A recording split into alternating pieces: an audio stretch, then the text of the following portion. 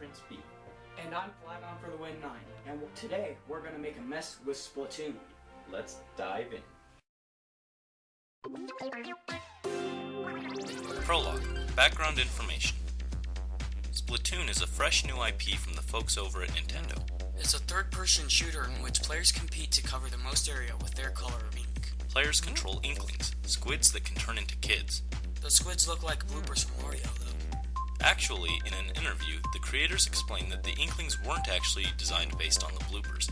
They started as blocks of tofu, then rabbits, human-like squids, That's kind of terrifying. and eventually the inklings we know today. We'll leave an ink in the description if you're interested in reading the full interview. The game has a variety of modes with a large emphasis on online play, but we'll get to that in a bit. This game was pretty heavily marketed with all kinds of events and planned free DLC to come.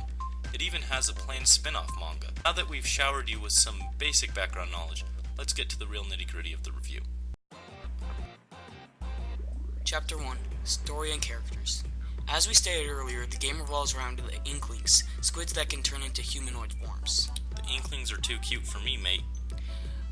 Well, this isn't a heavily story-based game. It does include a sort of story mode called Hero Mode, but it's not really the big emphasis of the game. We'll discuss it here briefly, though. In Hero Mode, the Octarians, an octopus-like rival group of sorts to the inklings, have squidnapped the Zapfish, which the inklings use to power their city, Inkopolis, which also serves as the game's main hub, but we'll cover that later in the gameplay. Indeed, you, the player, are recruited by the elderly Captain Cuttlefish to work alongside Agents 1 and 2 to stop the Octarian threat and retrieve the Zapfish. That's about it for story-relevant characters, although there are a variety of other characters around Inkopolis, such as the shopkeepers, Judd the cat who judges online matches, and of course other inklings, who are actually other players on Miiverse. In addition, you can find scrolls in Hero Mode that give some insight into Octarian and Inkling culture, but creates more questions than it answers. Overall, it's pretty interesting, but not super fleshed out. But that's okay, because it's not the main point of the game. Anyways, let's talk about the graphics and audio.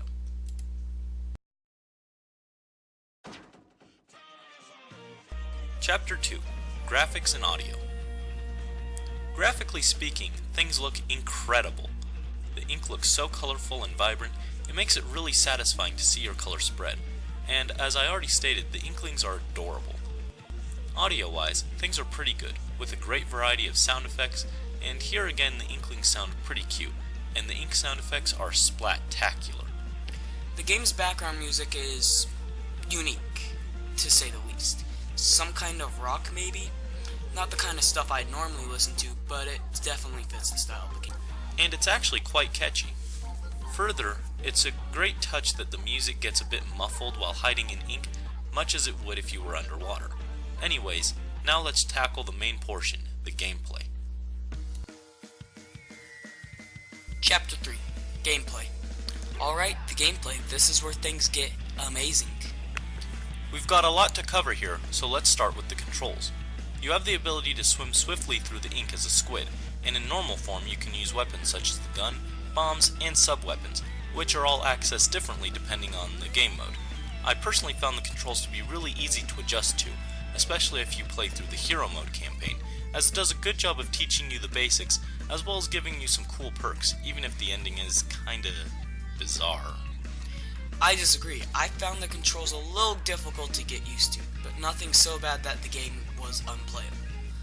Also, the gyro controls make the already difficult to use camera even harder to use. I do find the gyroscopic control scheme rather difficult to adjust to, but luckily you can turn it off in the settings, and I've heard that plenty of people find it works great, making it really a matter of preference. Because of the unique ability of the inklings to hide in the ink, there's a lot of strategy in how to approach matches, such as sneaking up on enemies or running along walls. This is also how you recharge ink that you use for your various weapons. Further, the game itself rewards you for laying ink, as the objective in online mode isn't to score kills, but rather to lay down more ink than your opponents. You do have to be mindful of environments as well, as there are some hazards such as water, as well as surfaces that your ink can't adhere to.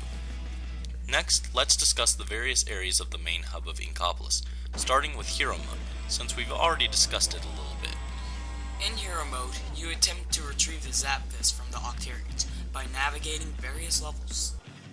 This takes the game away from the third-person shooter genre and more into the platforming genre, although the game's core elements are still there.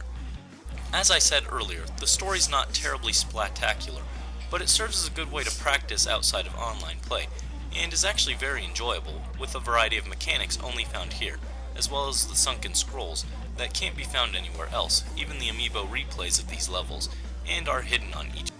It's pretty short, being divided into one level with 3 stages and 4 levels with 6 stages, as well as 4 boss stages and the final boss for a total of... Ooh, I know this one. The answer is 32 stages. Thanks, Captain Obvious. Your grasp of basic math is absolutely fantastic. Also, in Hero Mode, you can't use custom gear and are instead stuck with a set of hero gear, but you can upgrade it. Enemies start weak, but a lot of them introduce gimmicks that require you to think about the best way to beat them, such as distracting one with a shield with a bomb, so you can shoot it. This is great, and those enemies come back throughout the game, giving an interesting mix. The early bosses are interesting, but fairly easy once you get the correct strategy, much like a Zelda boss. Typical Nintendo fare. That's about all of Hero Mode, so let's talk about the local multiplayer next. The local multiplayer has you compete against someone, locally. In it, you have to pop balloons instead of cover the most area. The problems with this one is that it uses presets, which isn't bad on its own, but you can't choose to use any of your own equipment. You also can't customize your opponent, so it's unfortunate, but not a huge deal.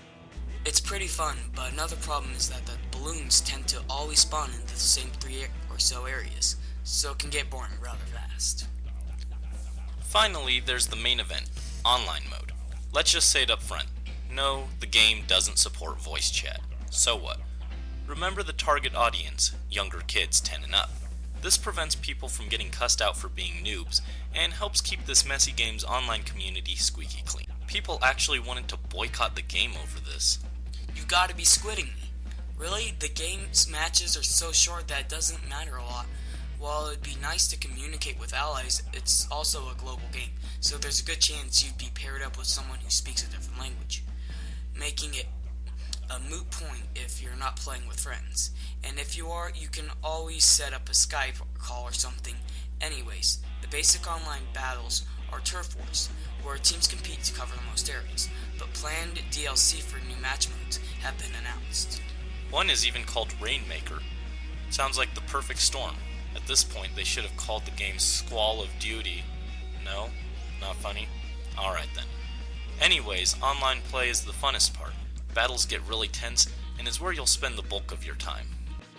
It's also where you can most easily earn cash to buy the various weapons and clothes. Speaking of which... This game has character customization!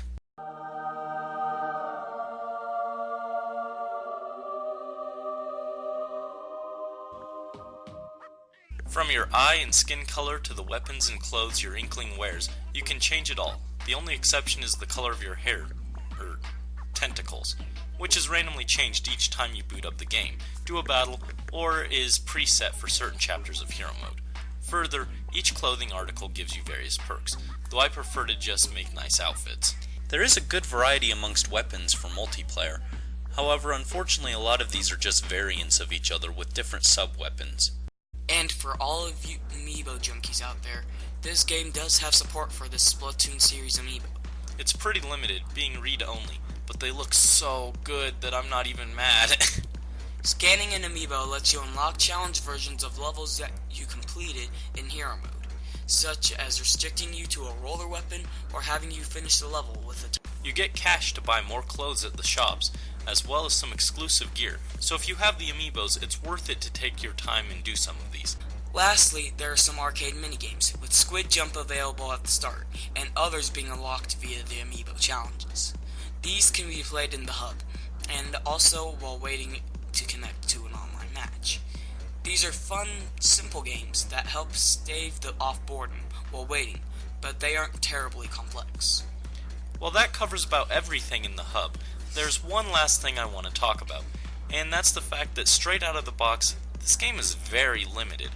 Obviously, you need to be online to access Miiverse and online battles, which makes up the majority of the game, but in order to even shop, you need an internet connection. Those snobs. Next, if you want local multiplayer, you obviously need a second controller.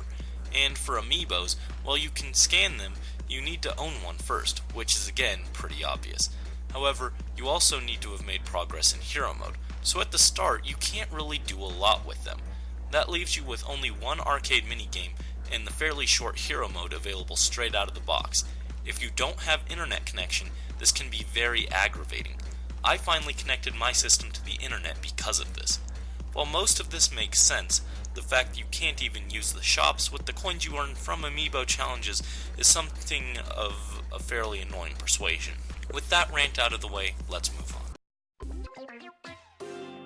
Chapter 4. Ideas and Themes. Splatoon's theme is... Psst, I got nothing. What about you? It's okay to make a mess every once in a while?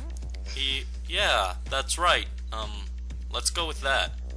Nintendo sure has come a long way from 2002, where they were trying to get us to clean things up with Mario Sunshine. Now they're encouraging us to make a mess. Anywho, that's about all we got for themes, so let's squid jump over to the verdict. Final chapter, Verdict. Splatoon is a great game that has a lot going for it, although the requirement to have internet to do something even as simple as shopping is a rather large drawback, as is the lack of customization with local two-player mode, and the inability to have two local players co-op online. It's a pretty good game for those without experience in the shooting genre, like myself, as well as kids with its more family-friendly atmosphere. Will it necessarily be the new best online multiplayer shooter? Maybe not. But if you look at it at face value, it's a great experience. As it stands, if you own a Wii U, I'd almost say it's a must-have. If you have your system hooked up to the internet, we'd give Splatoon a happy ending. If, however, you're in the unfortunate predicament of having it unconnected, I'd give it a neutral ending. Splatoon is a social game, and to get the most bang for your buck, you'll want to play with and against other players. But if you can play online, it's a fantastic experience, and is just all around gloopy good fun.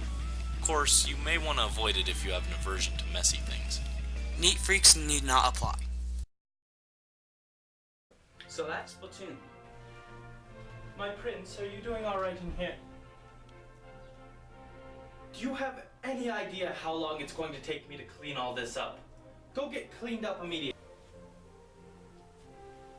You're a kid now, you're a squid now.